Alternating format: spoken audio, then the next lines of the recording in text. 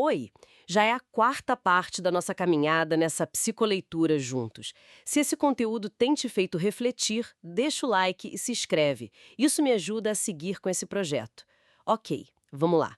Hoje a gente vai fundo numa ideia central do Jerome Bruner, sabe? Tá lá na página 164 do livro da Psicologia. E a frase é forte, né? Diz que o conhecimento é um processo ativo e não um produto final, algo estático que a gente só guarda. E é interessante pensar onde o Brunner entra nessa história toda. Porque assim, ele aparece num cenário onde já tinha Piaget, com aquela coisa das fases de desenvolvimento, da exploração mais individual, e Exato. também Vygotsky, que batia muito na tecla do social, do cultural no aprendizado, né? Isso mesmo. Eram influências grandes já estabelecidas. Pois é, então, a nossa missão aqui é explorar como o Brunner via essa aprendizagem e por que essa ideia de processo foi tão importante, especialmente naquele momento da revolução cognitiva. A frase principal que a gente tira dali é: o conhecimento é um processo, não um produto. Tá, mas o que isso significa na prática mesmo, no dia a dia do aprender? Olha, essa é a questão-chave. O Brunner ele estava bem no meio da psicologia cognitiva, né? Que foi aquele movimento que começou a ver o cérebro um, como um processador de informação ativo. Isso era bem diferente do behaviorismo anterior, que meio que ignorava o que acontecia dentro da mente. O Brunner não. Ele queria entender como a gente adquire e organiza o conhecimento. Para ele, aprender não era só acumular fatos, era um processo ativo, experimental, de ir construindo significado. E o ponto crucial, ele via isso também como uma tarefa social. Ah, social. Sim, que precisa de interação, de orientação. Não é só uma descoberta solitária, talvez como o Piaget dava mais ênfase, entende? Entendi. Quer dizer, não é só descobrir sozinho, mas também com os outros, com ajuda. Exatamente. É um processo cognitivo individual, claro, mas que é ativado e moldado socialmente. Faz todo sentido. Então, essa participação ativa que o texto fala, não é só fazer por fazer, é pensar sobre o que se faz. O livro diz que ensinar não é só passar informação para decorar, mas fomentar que participe no processo. Isso muda bastante o jogo, né? Muda completamente. Esse fomentar a participação é essencial. A aprendizagem de verdade para Brunner acontece quando a gente está, bom, raciocinando, sabe? Categorizando, fazendo conexões, testando ideias sobre aquilo que a gente encontra. É um processo de dar sentido ao mundo.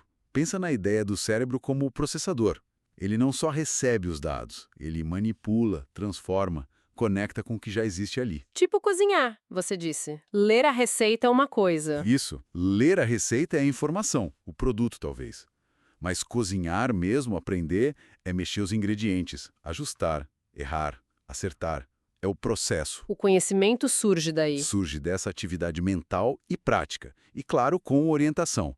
O papel do educador vira o de um guia, um parceiro nesse processo, não só um entregador de conhecimento pronto. E isso tudo se encaixa naquele contexto histórico maior, né? A tal revolução cognitiva dos anos 50, 60. Exato. O Brunner foi uma figura central ali. Essa revolução foi essa virada mesmo, de olhar para dentro da mente, para os processos de pensamento.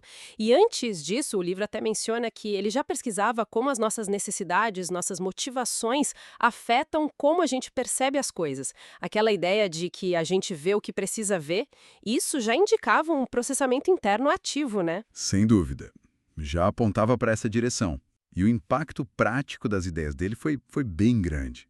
Aquele livro dele, de 1960, O Processo da Educação, fez muito barulho na época. Foi importante, né? Muito. Foi um chamado para que a educação se baseasse mais nessa participação ativa, na descoberta guiada. Ele defendia que dava para ensinar qualquer coisa para qualquer criança, desde que adaptada ao jeito dela pensar. Uau! E isso chegou a influenciar políticas? Chegou, influenciou políticas educacionais nos Estados Unidos e em outros lugares. Um exemplo bem concreto foi um currículo chamado MAKERS. Make-us. Isso, era uma sigla para Man a Course of Study. Era um projeto bem ambicioso que tentava levar essa abordagem de investigação, de descoberta, para discutir questões complexas sobre o ser humano já no ensino fundamental. Que interessante. Mostra como a teoria pode virar prática na sala de aula. Com certeza. E isso Bom, isso talvez nos deixe com uma reflexão final, né? Se a gente levar a sério mesmo essa ideia do Brunner, de que o conhecimento é esse processo contínuo, ativo, social, e não um produto final, como isso deveria mudar a forma como a gente pensa sobre aprender e ensinar, mesmo fora da escola, no dia a dia? O que significa saber alguma coisa se o foco está mais na jornada de construir esse saber do que só em ter o resultado final? Talvez a gente devesse pensar mais em como a gente aprende a aprender, né? Uma ótima reflexão. Bom, pessoal, se gostou desse conteúdo, deixa o like antes de sair, aquele abraço e te espero na parte 5.